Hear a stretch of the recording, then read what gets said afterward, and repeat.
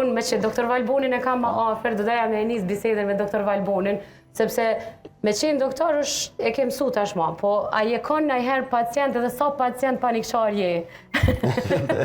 Sepse këtu po du me ditë sa na besoni ju neve tash. Për me qenë mjek i mirë, unë edhe pacientave i thom shpesh, duhet me vendos vetën në pozitën e pacientit. Edhe është shumë e vërtet se dhe na bëhemi pacienta dhe shkojmë te kolegë, te mjek tjetër, derisa je tu prit në korridor. Aty për me hyrë te kolegu nuk është bashkë njëjtë. Jo. Sikur kur je në atë anën tjetër dhomës. Nuk e din çka do të thotë kur a ke apo s'ke diçka serioze, derisa nuk e merr përgjigjen, është një farë stresi. Prandaj duhet me kuptu pacientin. Po.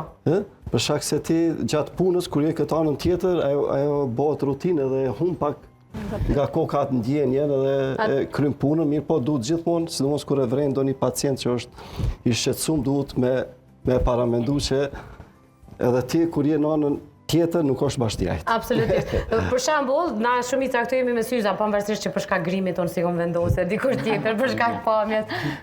Sa doktorat, sa bojnë panik te ti, ose sa janë të mirë kuptueshëm me prit, me prit ndërmend, me bot ndërmend, me prit ndërmend për syza. Ama doktorat tash në cilësinë e pacientit. Na nuk i lojmë me prit shumë doktora. Jo, tash ty arsituan Valbonin, po se vynë me po mirë ata, me na këshim neve mirë. Jo, po e kemi ma të shpejt punën me doktorat, procedura është me shpejt. E di ma mirë. Aty duhet, te pacientat kur të ki shumë, duhet me bo dhe triazhen. Po. Pacientat që janë ma të letë, i krynë ma shpejt. Këta që janë ma... Natyrisht, kanë mirë kuptim gjithmonë, edhe kur je në zonën, edhe kur...